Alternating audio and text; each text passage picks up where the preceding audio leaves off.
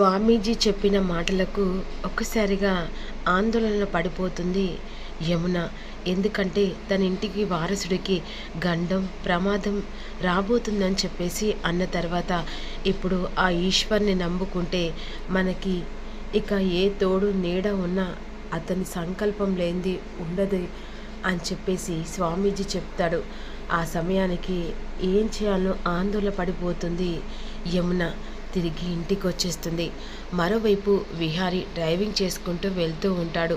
అలా వెళ్తున్న సమయంలో యాజ్ ఇట్ ఈజ్గా లక్ష్మీ అవతారంలో ఒక ఆవిడ కనపడుతుంది. లక్ష్మి అని చెప్పేసి సేమ్ లక్ష్మి రెడీ అయినట్టుగా తను కూడా రోడ్డు మీద నడుచుకుంటూ వెళ్తూ ఉంటుంది.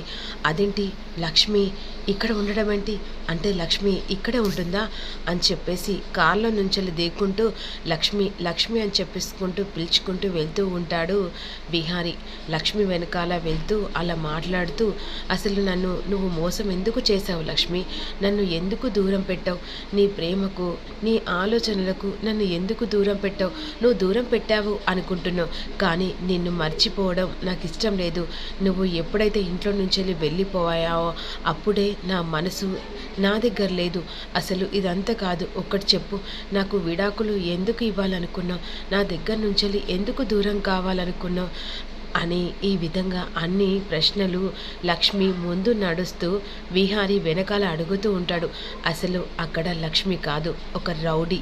ఎందుకంటే సుభాష్ ఏర్పాటు చేసిన ఆ పెద్ద రౌడీ లక్ష్మి అని అనుకొని విహారీ మోసపోయి తన వెనకాల అలా వస్తుండగా, ఏంటి లక్ష్మి ఇన్ని ప్రశ్నలు అడిగినా ఒక్కదానికి కూడా సమాధానం చెప్పట్లేదు అని వెనక్కి తిరిగేసరికి ఆ ఎదురుగా వెంటనే వేరే ఆవిడ, ఓ లక్ష్మి అనుకొని మీతో మాట్లాడానా, సారీ అండి అనే విధంగా వెళ్తుండగా వెంటనే పిడికిలి బిగించి తన కడుపులో గుద్దేస్తుంది విహారీ కడుపులో.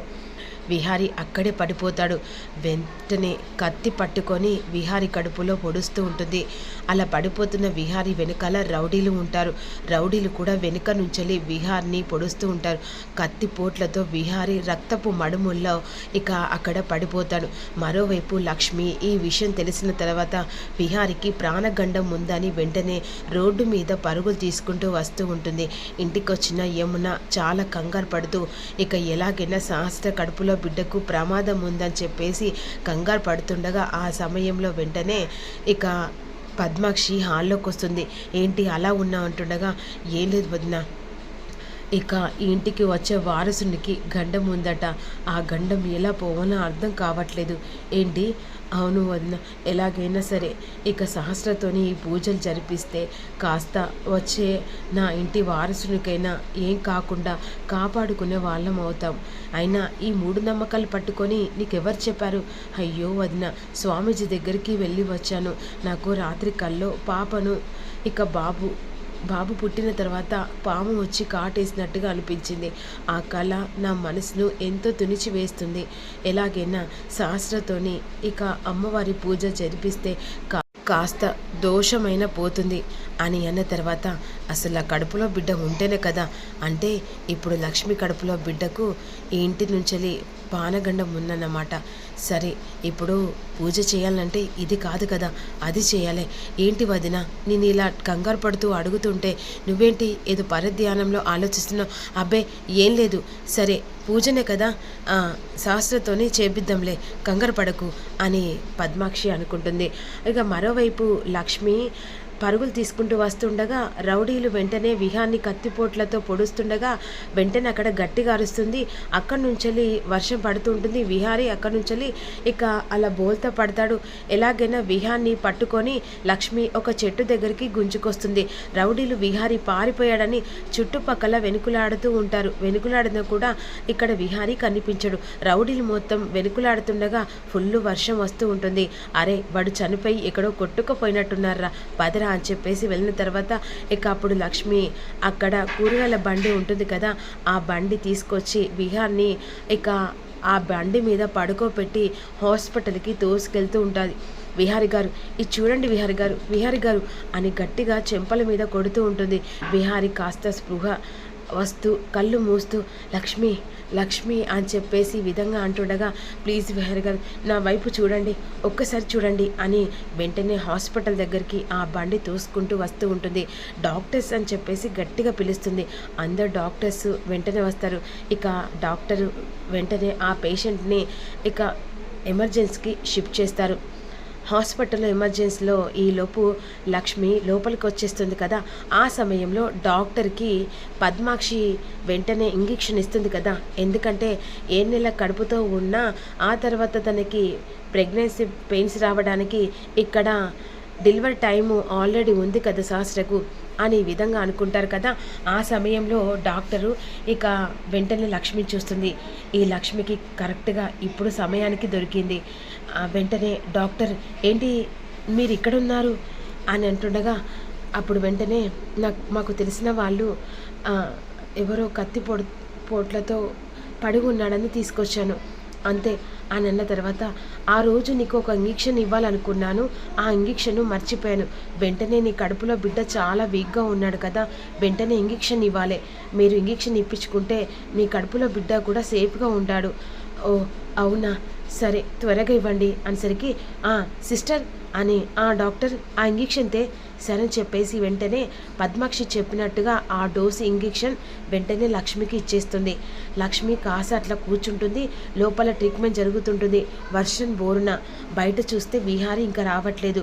కంగారు పడుతున్న ఇక యమున అక్కడ ఏంటి అసలు వీడు ఇంకా రావట్లేదు అని చెప్పేసి కంగారు పడుతూ ఉంటుంది.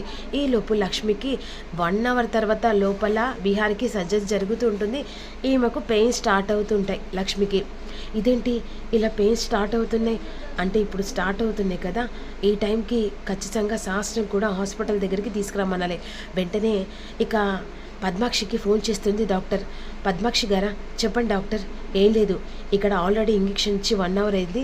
లక్ష్మికి కాస్త పెయిన్స్ వస్తున్నాయి. మీరు ఆల్రెడీ శాస్త్రకు పెయిన్స్ వచ్చిన నాటకం ఆడి తనని వెంటనే హాస్పిటల్ దగ్గరికి తీసుకురండి. సరే డాక్టర్. ఇక వెంటనే కాల్కి వచ్చేసి, వసే త్వరగా నీకు పెయిన్స్ వచ్చినట్టు నాటకం ఆడు. ఇప్పుడు ఏంటిది మమ్మీ పెయిన్స్ వచ్చినట్టు నాటకం? అసలు ఆ పెయిన్స్ ఎలా వస్తాయో నాకు తెలియదు. కడుపు నొప్పి ఎలా లేస్తుందో అలాగే నాటకం ఆడవే. అక్కడ ఆల్రెడీ ఏంటి మమ్మీ అసలు ఇప్పుడే హాస్పిటల్ నేను చెప్పింది చెయ్యి అని అనేసరికి వెంటనే ఇక పెయిన్స్ వచ్చినట్టు నాటకం అవుతుంది. అందరిని పిలుస్తూ ఉంటుంది. అందరూ శాస్త్ర దగ్గరకు వస్తారు. ఇక పెయిన్ స్టార్ట్ అయినట్టునే వెంటనే హాస్పిటల్ తీసుకెళ్ళాల్సరికి, అయ్యో విహారీ కూడా లేదు. వాడు ఏ రోజు భార్యను పట్టించుకునేది. అయినా నా మనవరాలు ఇంటికి రావాల్సింది. వాని గురించి ఆలోచిస్తుంటే ఇక నా బిడ్డకే ప్రమాదం ఉంది అని చెప్పేసి పద్మాక్షి వెంటనే శాస్త్రం తీసుకొని హాస్పిటల్ దగ్గరికి వెళ్తుంది. ఇదేంటమ్మా ఇప్పుడు పెయిన్స్ రాకముందుగా పెయిన్స్ వచ్చినట్టుగా నాటకం ఆడడం అని చెప్పేసి ఈ విధంగా అనుకుంటాగా, ఇక వెంటనే హాస్పిటల్ దగ్గర ఇక్కడ లక్ష్మి కాస్త పెయిన్స్ స్టార్ట్ అవుతుంటాయి. ఇక వెంటనే డాక్టర్ తనకి పుట్టినొప్పులు స్టార్ట్ అయినట్టున్నాయి, లోపలికి తీసుకెళ్ళండి ఎమర్జెన్సీలోకి అనేసరికి లక్ష్మిని ఎమర్జెన్సీలోకి తీసుకెళ్తారు. మరోవైపు పద్మాక్షి శాస్త్రం తీసుకొని హాస్పిటల్ లోపలికి వస్తుంది. ఈలోపు డాక్టర్కి కాల్ చేసేసరికి ఇక శాస్త్రం కూడా వేరే ఎమర్జెన్సీలో పడుకోబెడతారు. ఈలోపు వెంటనే తనకి ఆపరేషన్ చేసి తన కడుపులో ఉన్న బిడ్డను తీయాలి కదా అని చెప్పేసి వెంటనే ఇక తనకు కావాల్సిన వాళ్ళని పిలిపించండి అనేసరికి బామ్మ వచ్చేస్తుంది. ఇది 7 నెలల కడుపు నొప్పి ఇలా రావడం ఏంటి, తనకి పురుటి నొప్పులు ఇప్పుడు రావడం ఏంటి అని కంగారు పడుతూ ఉంటుంది. ఇక వెంటనే తనకి ఆపరేషన్ చేయాలనేసరికి వెంటనే ఇక్కడ శాస్త్ర చేసినట్టు నాటకం ఆడుతుండగా అక్కడ లక్ష్మికి ఇక ఆపరేషన్ చేస్తూ ఉంటారు. ఆపరేషన్ చేసిన తర్వాత తనకి పన్నంటి మగ బిడ్డ పుడతాడు. ఇక మరోవైపు విహారికి అక్కడ ట్రీట్మెంట్ జరుగుతూ ఉంటుంది. ఇక్కడ ఆల్రెడీ స్పృహ తప్పి లక్ష్మి హాస్పిటల్లో ఉంటుంది. అదే హాస్పిటల్కి అక్కడికి వెంటనే చారుకేశవ యమున వస్తారు. ఈలోపు ఇక్కడ పెయిన్స్ వచ్చి తనకి ఆపరేషన్ చేసినట్టు నాటకం ఆడతారు. తనకు కూడా ఇక్కడ వారసుడు అని తెలుసుకున్న తర్వాత పద్మాక్షి వెంటనే అక్కడ వారసుడు అని చెప్తుంది. వెంటనే స్పృహ తప్పిన లక్ష్మి దగ్గరున్న బాబును డాక్టర్ తీసుకొచ్చి పద్మాక్షి చేతిలో పెట్టేసరికి పద్మాక్షి బాబుని తీసుకెళ్లి శాస్త్ర పక్కన వెంటనే హాస్పిటల్కి వచ్చిన యమున చారుకేశవ కేశవ వసుధ అందరూ కలిసి ఇక ఏం జరిగిందో ఏంటో అని చెప్పేసి కంగారు పడుతుండగా వెంటనే సంతోషంతో పద్మాక్షి హాస్పిటల్ లోపల నుంచి వచ్చి మగబిడ్డ పుట్టాడనేసరికి ఇక యమున అందరూ సంతోషపడుతూ ఉంటారు. ఈలోపు ఎమర్జెన్సీలో ఉన్న ఇక ఒక్కసారిగా అక్కడ తనకి శ్వాస అందకుండా కొట్టుమిట్టాడుతూ ఉంటాడు విహారి. మాత్రం హాస్పిటల్లో డాక్టర్స్ కంగారు పడుతూ తిరుగుతుండగా అన్ఎక్స్పెక్టెడ్గా చారుకేశవ అటు పోయేసరికి ఇక ఐసీలో ఉన్న వెంటనే విహారిని చూసి షాక్ అయిపోతాడు. విహారి వీడేంటి హాస్పిటల్ ఉండడం అని చెప్పేసి డాక్టర్ని కలిసి చెప్పేసరికి జరిగిన విషయం అంతా ఒక కడుపుతో ఉన్న అమ్మాయి హాస్పిటల్ తీసుకునేసరికి లక్ష్మి మళ్ళీ తన భర్తను కాపాడుకుందా అనేసరికి వెంటనే ఈ విషయం యమునకు చెప్తాడు. వైపు కాస్త లక్ష్మికి మెలకువ వస్తుంది. పక్కన చూసేసరికి తన బిడ్డ కనిపించదు. అసలు నా బిడ్డ ఏదని చెప్పేసరికి వెంటనే నర్స్ వచ్చి నా బిడ్డ ఏదనేసరికి సారీ మేడం మీ బిడ్డ చనిపోయాడు అని చెప్పేసరికి ఒక్కసారిగా గుండెలు పగిలిపోతాయి. ఇక యమున తన కొడుకును చూసి తన గుండెలు పగిలిపోతాయి. అసలు ఈ ట్విస్ట్ ఏందో అర్థం కావట్లేదు. పోను లక్ష్మి కొడుకు సహస్ర కొడుకుగా ఆ ఇంట్లో పెరుగుతాడా అనేదే అప్కమింగ్లో తెలుసుకుందాం. Don't miss you. చిన్న లైక్ చేసి కామెంట్ చేయండి. Thank you for